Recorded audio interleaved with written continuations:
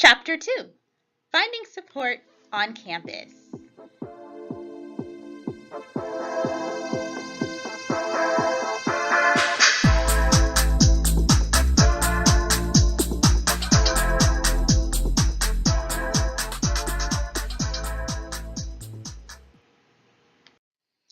Begin creating a college network.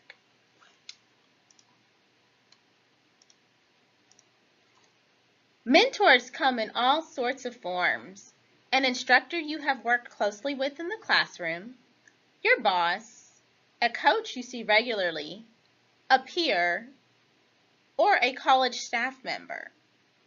Try to get to know at least one person on campus well enough to consider him or her your mentor. Develop this relationship by sharing exciting life developments, your academic history, and how you're doing throughout college. Stay in touch. Peers can be an invaluable source of strength, as they are or were in the same boat and can relate to what you're going through. You can connect with peers in many places and at times of the day and night. Experienced students can offer you advice based on their own experiences. They might have suggestions about what classes to take, how to manage assignments in certain disciplines, where to get help on campus, or the best places to eat in town. So in this particular chapter, chapter 2, starting with page 24 in my textbook, we will discuss the value of the campus resources as well as mentors. So just remember, mentors are an invaluable resource. And, we just discussed the numbers of ways that you can, the number of people that can be mentors. And you want to make sure that you maintain the relationship with your mentor because you may need them for future things. So certain scholarships require letters of references. If you're applying for an internship, applying for a job, maybe applying to get that next promotion, they might be someone that can put in a good word for you. They can also help you network with other professionals within your field. And they can just kind of really be that good support system, especially if you're the first in your family to graduate from high school or attend college. Having somebody who's been there and done that in your corner can help ease the tension that comes with the whole first year college experience. And then it's also important to make connections with your peers. And in some cases, it's for the same reasons. So just remember, you can access real-time support since you might see them more often and take classes together and be involved in various organizations. You can get advice from them, especially for people that may have been here a semester or two earlier. Then you can talk with them about various ways that they prepared for classes, prepared for tests, different courses that they actually took. And just also seek out the various staff members you want to connect with. And staff members actually do want to connect with you. So bear in mind, just because some of us are instructors, advisors, deans, directors, all these different types of titles, remember we do have lives outside of the institution, and it could prove to be beneficial to you to learn about what we do outside of higher education, because we do have people that are entrepreneurs and own their own businesses. We do have people that are practicing attorneys. We do have people who are medical professionals. We do have people that are currently police officers, firefighters. You name it, they probably do it, especially the adjuncts that may be here working a full-time job elsewhere and coming in at night and on the weekends, or as well as the weekend people, not the weekend people, excuse me, the online professors. Many of them have a second or even third career. So take advantage of that wide range of experience. because you just never know what type of doors that it can open for you. 5 ways to make connections early on. And I am on page 27 in the textbook inside of the blue chart. So you'll see the blue chart. You can't miss it. It takes up nearly all of the page. Okay, but this is going to correspond with that. You'll see this information again on your midterm exam where it's going to be referencing the value of mentors and the value of developing and fostering those peer relationships. So make sure you take some notes while I'm speaking, okay? So 5 of the tips that they recommend are listed here. And remember, this by no means is an exhaustive list of what you can do to get connected. It's just an idea, especially if you're someone who was completely out of their element within the college environment and we're really pushing you out of your comfort zone. This is a good place to start. So number 1, introduce yourself to someone new every day during your first week on campus.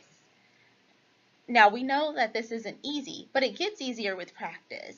And the person you introduce yourself to may then introduce you to others.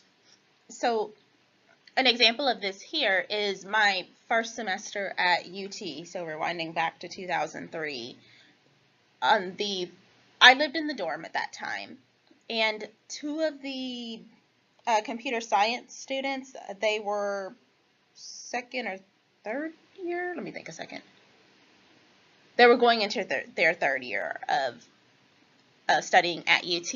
What they did is during that first week of class, they actually knocked on everybody's door. Now bear in mind, 80 of us lived on the same floor, 40 girls, 40 guys, and there were 40 rooms, so 2 people per room. And they actually went around, knocked on every single door, and invited everyone to dinner.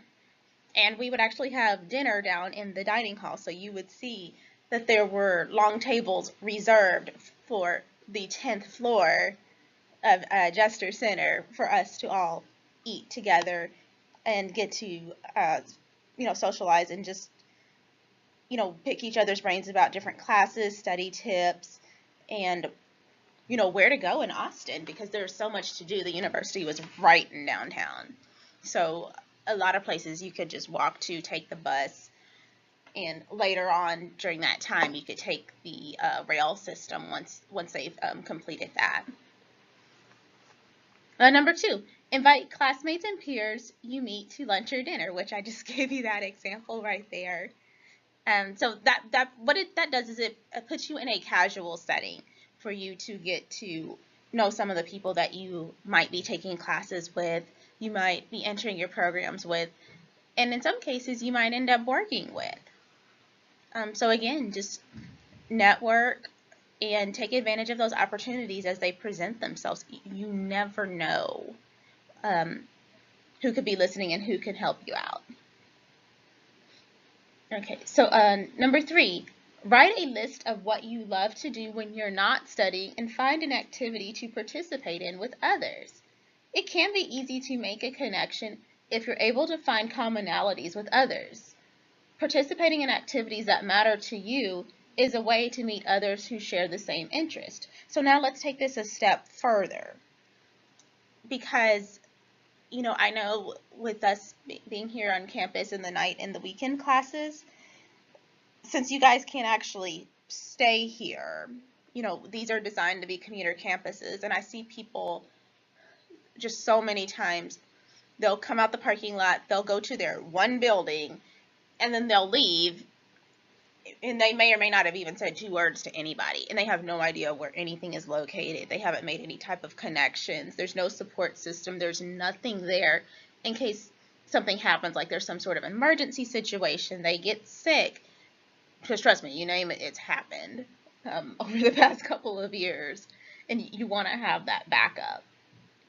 And one of those ways that you can get involved, and you'll see that I'll mention that a little bit later, is through some of the different student organizations, not just for a social aspect, but it can provide you with some hands-on experience related to your field, connections to internships, and just different types of opportunities and workshops to participate in that will help advance your career further.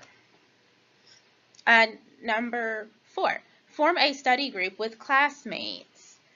So a study group is a way to facilitate out-of-class connections. So in some classes you will have group assignments that you guys are going to be working together. The purpose of these is because many of the employers in the area are asking for people that have good interpersonal skills and can work well with others. So I guess in this day and age, it seems like we're kind of losing that human element, and they want to also see that in addition to being able to perform the necessary job functions, can you actually carry on a conversation with somebody? Can you provide good customer service? Can you work well in a team? Do you know how to handle conflict within the team and still be able to move forward and get the project rolling? How do you troubleshoot those different types of things? That's the purpose of those different types of activities. It's not just a homework assignment. Okay, and depending on what you're studying, the study groups might be essential. So remember, my first degree is in Spanish language teaching. So anybody who is taking a language, whether it's Spanish, French, Portuguese, Mandarin Chinese, Cantonese, Japanese, it doesn't matter. For you to fully grasp that language, you have to practice it. You can't learn it from a book. You can get the grammar down and you can write really well and you can read, but the speaking and getting to the point where you're actually thinking in that language, that comes with interacting with others and actually trying to make use of the language. And forming study groups is one way to do that. So what I would do is I would actually combine tip number 2 and tip number 4 together. And my college roommate and I would actually host people over for dinner from our upper level Spanish classes. And I had these giant mirrors that were built into the wall. They were probably like 8x8 mirrors. And what we would do is we would take dry erase markers and we would basically use that as a dry erase board. So people would come over to the house that had nothing to do with my Spanish classes, just to come over and visit or whatever. And they would see that we had diagrammed sentences all over the dining room wall. And just the looks on their faces were even funnier because all the words were in Spanish. So they were like, what is all this? What have you guys been doing? But it was something that ended up being really effective. And I would do this once a week, normally on like a Friday or a Saturday. And that way it allowed me to get things out the way, especially because by the time I got to my junior year, I was taking 3 different Spanish classes at the same time. It went past just the grammar. You were getting into the real deal at this point. And then the last recommendation, number 5, put your earbuds and phones away as you enter and leave the classroom, walk around campus, and sit for meals. Be open to meeting new people. Don't just hide behind your devices, but instead try to engage with others when there are opportunities to do so. This is also a safety issue too, because, there may be some people around here that don't have anything to do with the college. These are open campuses, and you don't want to make yourself a victim either. So going beyond what they're saying in the book about just, creating those opportunities to network and meet people, you don't want somebody to sneak up on you and, snatch your backpack, your purse, or anything like that. So we want to make sure that you guys are aware of your surroundings as well.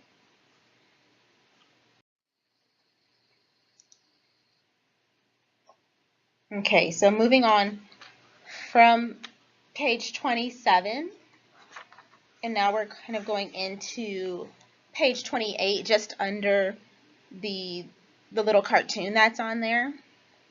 Connecting with campus staff and campus resources.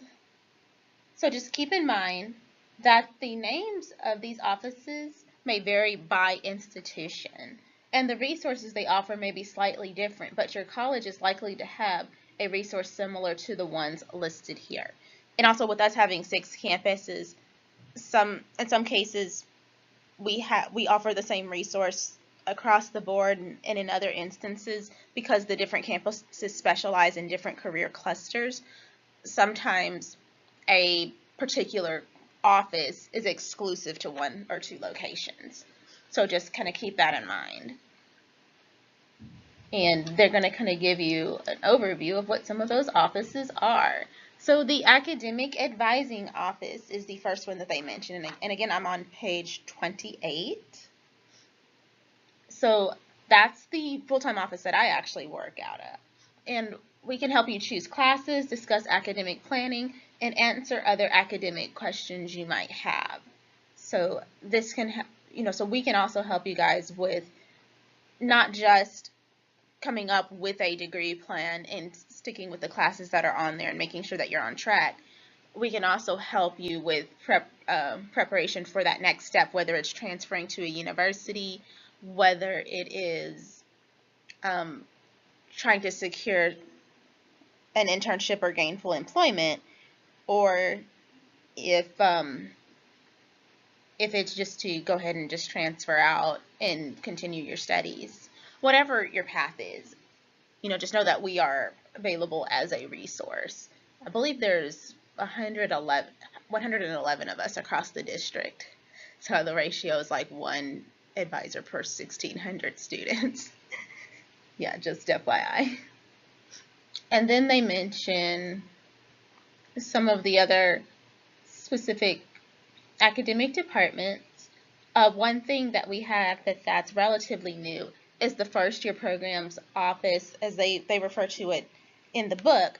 For TCC purposes, that is called the First Time in College Center. So many of you may have actually gone into the building to meet with the success coaches. So that's the place where, if you were just coming in just to inquire about information from about TCC as a prospective student, you may have actually gone there first. It's also that same office where you may have gone to sign up for new student group advisement, also known as NSGA. Then we have academic support and tutoring offices. So each department actually offers tutoring. So we have tutoring labs as well as computer labs for you guys to take advantage of in case you don't have a computer at home, or maybe you have a computer but the internet connection isn't really solid. Then just bear in mind that you are welcome to use our resources as well. And many of these tutoring offices, such as the Writing Center and Math Emporium, are open extended hours. In some campuses they are open until 10 p.m. during the week, and they do have weekend hours. I know the Writing Center office here at South Campus is talking about extending their hours to include Saturday and Sunday. Right now they do have Saturday hours, but there's no Sunday hours. But they have had an increase in staff, so you will be able to make appointments 7 days a week in the near future. And then, let me see, it says Writing, Math, and Technology Resource Centers, which we touched on that. The Advising and Counseling Center, that is basically the Academic Advising Office. That's the same thing. Now, the difference between advisors and counselors. So what I do, I'm an advisor, so we handle academic issues. The counselors are actually licensed, trained professionals. So they specialize in some of these other areas that might have more of a, that might be impacting you outside of the classroom. So again, they are trained and they are licensed to handle those different types of things. Many of them have their own private practices as well, or they work for private practices. So that could be if a student could be potentially in a situation where they could get harmed, they could self-harm, their anxiety just about this new life is now switched over into depression, those different types of things. At that point, it would go outside of my realm, and I would need to refer you to a counselor who can then do some deeper intervention resources at that point. The financial aid office, which everybody who's applied for federal financial aid grants, loans, all those different things, you are familiar with that office. They are the money people. The Career Services Office. So we do have a Career Services Office on every campus, and they host various workshops. They can help you prepare your resume, your cover letter, perform mock interviews with you. They are also the hub if you are looking for an on-campus job. So if you qualified for work study, or you were interested in a student assistant position and you'd like to work on campus part-time, then you would also visit their office to get information about that. So that's where you would set up the portal. Let me clarify that a little bit. So with work study, you would have to click accept first inside of your web advisor portal. If you don't have the information for the orientation financial aid, we'll be able to give that to you once that orientation for work study has been completed. Then at that point, they will refer you to Career Services, where they will set up your account so you can view those jobs, and they will review your resume and other job-related documents. Okay, so that's what our internal process actually looks like. Student activities. So I alluded to this a little bit before. So I think in most cases, when people think of student activities, the perception is that it's something that's just completely social. But in certain instances, depending on the type of organization that you choose to be involved with, it could open future doors for you. So I know those of you guys, as you complete your coursework, and if you end up performing well in your classes, you may receive an invitation for Phi Theta Kappa Honor Society. And that is an honor society that is recognized at most of the colleges and universities, across the U.S.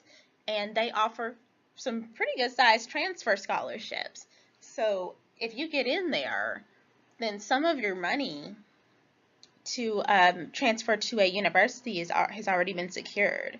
You just have to maintain your good grades, go to class, handle your business. That's it. And then in my case, even though, yes, I was a working student too, I have worked a minimum of 2 jobs since I was 18 years old. I'm 33 now, however old I am, 33. And I've maintained that all the way through. At one point, I did have 3 jobs and took 15 hours worth of classes. So yes, that would be 5 classes. So I really didn't sleep. But I still made a point to get involved. So I actually was a photojournalist for UT's paper. And I was in Texas Latin Dance to help de-stress because I was under a tremendous amount of pressure to perform, for one. And then I also was involved in the Student Event Center. And that one really provided me with some real life experience as well. And some of the things that we did in that organization I use on the job today. So the Student Event Center is the University of Texas at Austin's event planning body. So every event that comes through, we were the ones who planned it. So we did have faculty advisors that we could consult with, but as far as coming up with the ideas, negotiating the contracts with some of these different agents, setting up the logistics for the events, whether it was in advance or the day of, so getting parking together, setting up the stages, doing the lighting, the sound. I know I've worked in the green rooms and the dressing rooms for some of our different shows. Just all those different types of things of how to take somebody's idea and a couple months later, pack the house at the Bass Performance Hall. There's nothing like it, because the good, the bad, the ugly, that's your event. You put that on. That's like your baby, and you get to see it actually grow and be a success. It's amazing. And, what we did is we brought in, famous guest speakers. We held concerts. We did cultural festivals. Just all these things, like, it just ran the gambit of all those different types of events. And I remember, let me think who was there, from 2003 to 2007. So bear in mind that this was, well over 10 years ago, going on 15 years ago. So some of the names I mentioned, you might be like, wow, they fell off. So I know Common came a couple of times, in Austin they love him. Ludacris came, and I know he performed and he did really well. Robert Rodriguez, the director of Mariachi, Sin City, Spy Kids, all those different types of things. He came because he actually did attend college at UT. Michael Dell, the Dell Computers, he went to UT. Even the Dalai Lama actually came, and a lot of people showed up for him. So just all these different types of things, we planned all those different things together. And I worked on the public relations committee, so where we did all the marketing and advertising. So I learned how to, publicize these big campus-wide events and also invite the community out as well. So we wanted to make sure that we were including the residents that lived in Austin and the surrounding areas. So we wanted them to come on campus and come and enjoy our events too. And then the library. So we will actually be visiting the library, and they will provide an information literacy session for you guys. I've requested that they provide just a quick refresher on MLA and APA formatting, especially because a lot of these classes move so fast, and they assume that everybody kind of has that same, foundation, that they may or may not have time to review what MLA and APA formatting or some of these other formats are, which are writing styles. And so I incorporated it into my class to make sure that I take you guys by there just to at least refamiliarize yourself with it, or if you've never had to type a paper before, then when you enter a English class or a speech class, even government and history, I know I had to write papers for them too, then when the professor says, all right, write a 1,000 word essay, Times New Roman, 12-point font, double spaced, 1-inch margins all the way around, and you need 10 sources, I want 5 of them to be peer-reviewed articles, you know what they're talking about. So that's something that we're planning to address. So that's why I'm really trying to work to get that on the schedule. Student accessibility resources. So that is an office in case you have a documented disability. So it could be a special learning need, it could be a physical ailment, and it could be something that's even temporary.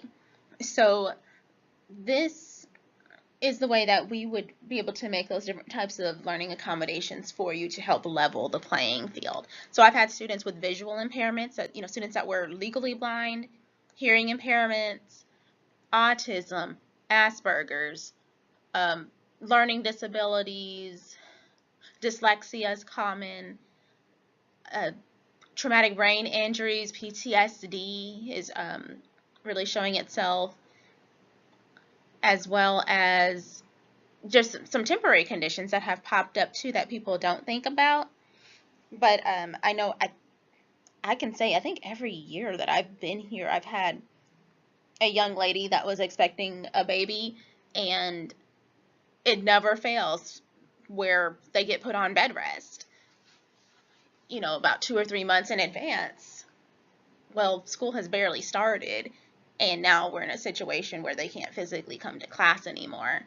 And we have to figure out, well, let's see, are we going to pull you out of all your classes? Because if we do that, that's going to make you ineligible for financial aid going forward. You have to pay all the money back. Just all these different things can happen.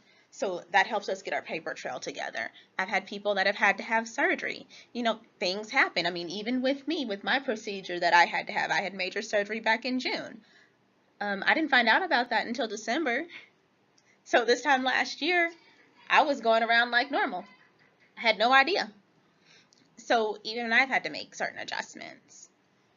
So just kind of bear in mind that that is a resource that is available to help you, and your professors will do their best to make those accommodations to help you be successful in the classroom.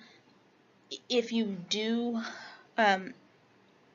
use the SAR office, then for exams, for example, you need to make sure that you schedule those exams, if you're going to take it in their office, at least 48 hours in advance. because they need to make sure that they actually have somebody there to proctor your exam. So you can't go the day of it. It has to be done in advance. Okay?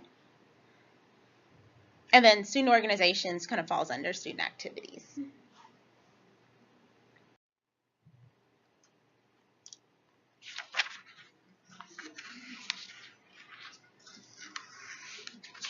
Let's see, and then if we jump ahead to page 33, so I've jumped ahead to 33 in the textbook,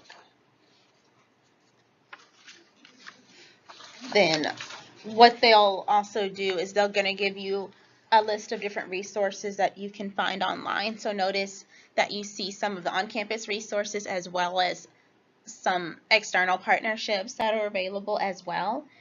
And what you're going to see for, potential quizzes and exams is they're going to give you the name of an office, and you need to be able to identify what that office does. So it might be in the form of a scenario, like this student is experiencing this situation. How can they be helped? And the answer choices might be the names of those different offices. So it's not just, can you define what the academic advising office does or what the testing center does. It's more of application of it, like you're trying to direct somebody in the right direction. So that's what you're going to see, especially on your midterm exam, just so you know.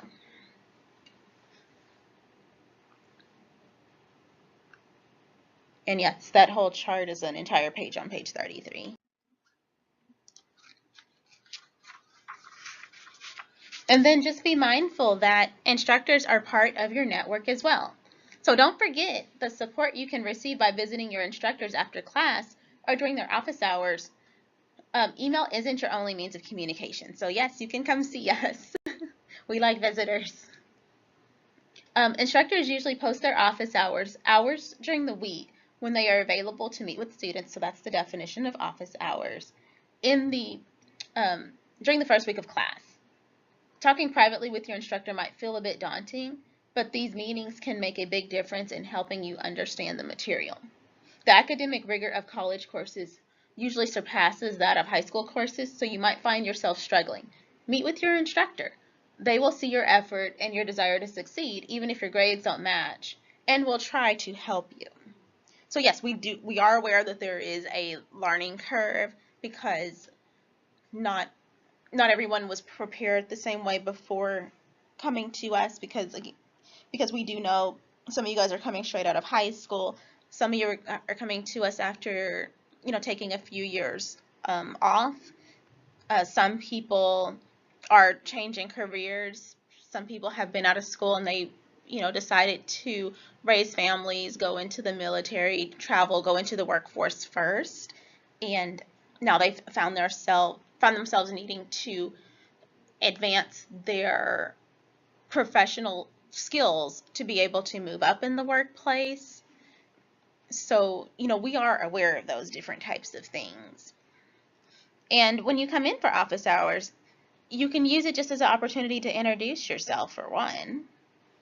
And then, you can come in and discuss different things about class. You can come and check in. So a lot of times what happens is people will come in when they are experiencing grade difficulty in the class. I say come in just to kind of check in and, even while you're doing well, so you can maintain those grades, especially for those of you guys that are going into very, very rigorous programs where we pretty much need straight A's.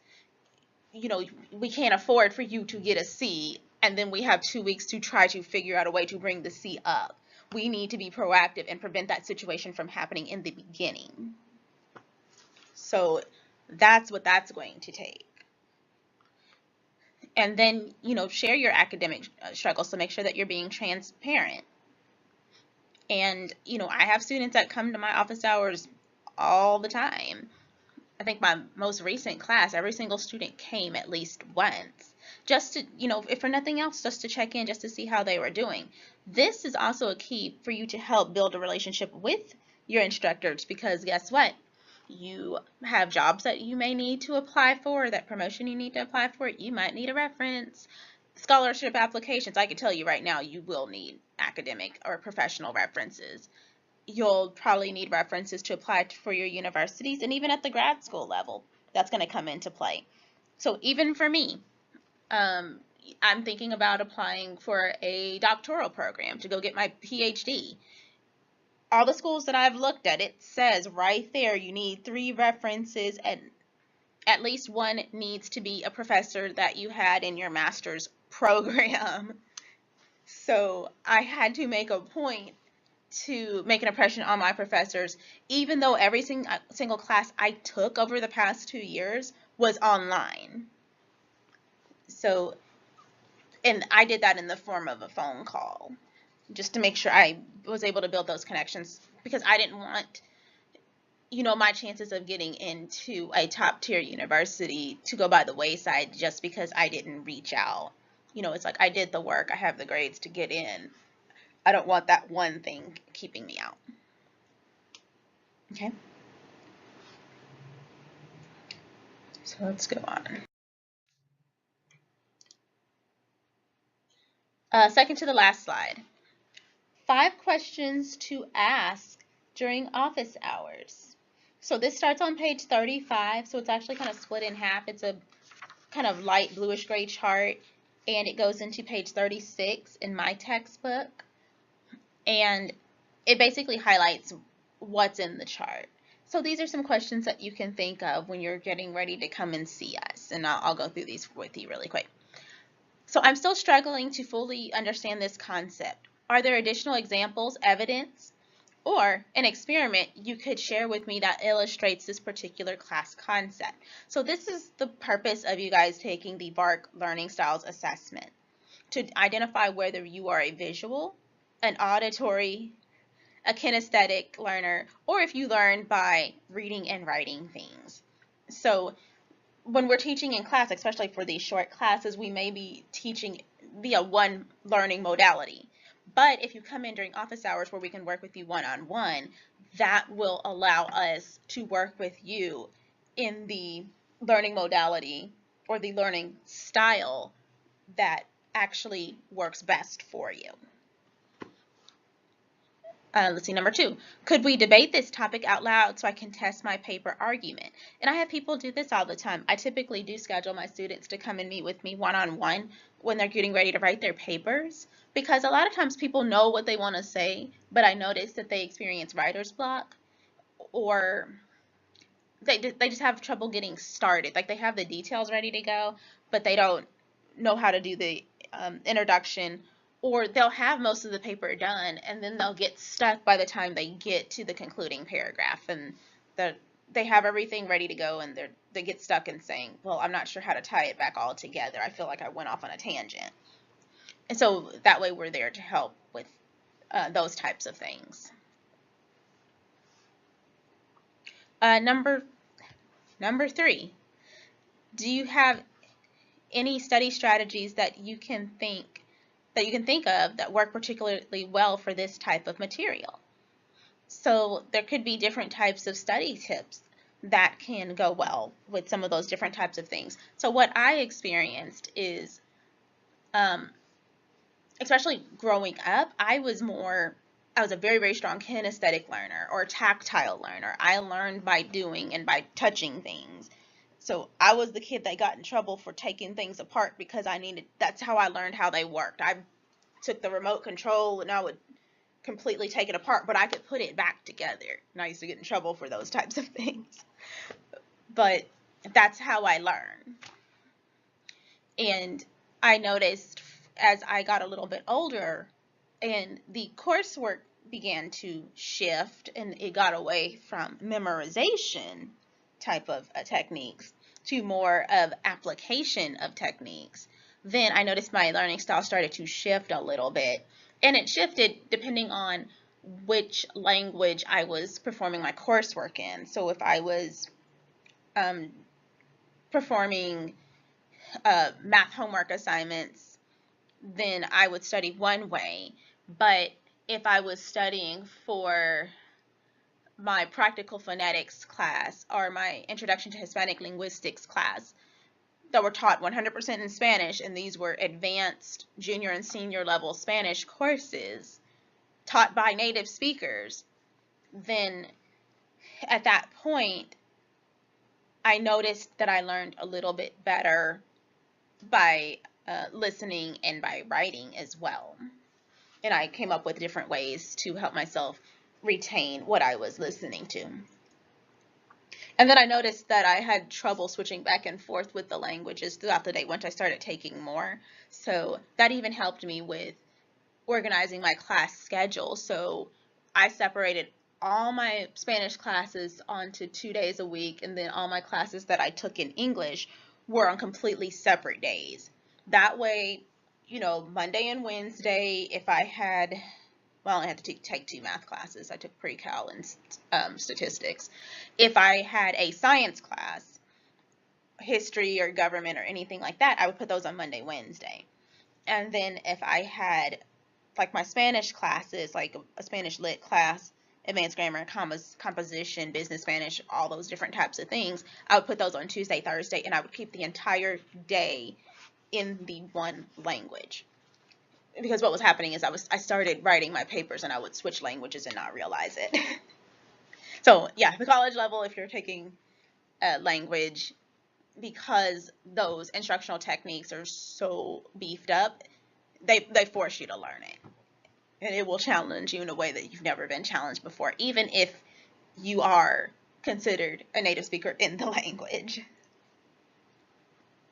Let's see. Number 4, can we go over what types of analysis and explanations you were looking for on this question, so I have a better idea for our next exam? So yes, can you ask questions about your quizzes and your exams to get a better idea of what to do for the upcoming exams? Absolutely. That's a good way. That's a good place to start. And even in my case, in college, I discovered I had really bad testing anxiety, and in elementary, middle school, and high school, I never had a problem with it. But all of a sudden, when I went to a school where everybody was basically top 10% in their class, you know, you didn't stand out academically anymore. You were considered normal. So that pressure was on to perform and to keep up, because there wasn't a slacker in your class. that they did not exist. You were in classes with all of the valedictorians and the salutatorians and these other people that graduated with that, and then within the top 10 or 20 people of their high school classes. So you had to perform to be able to, I guess, kind of fit in. And I would just say that, you know, you can look at those different types of quizzes, those exams, the papers that you write, the projects, and that'll help you perform better going forward, especially if you have additional coursework to take. And I know in my case, the very first semester I started at UT, this was in summer. I was a summer school kid. Like 3 weeks after I graduated, I moved out. Because my dad pretty much was like, oh, it's time for you to go, bye. And I took astronomy, which was calculus based, and I did not take calculus in high school. I took AP Stats, I took honors physics, and I took pre-cal all within my senior year, but I did not go up to cal.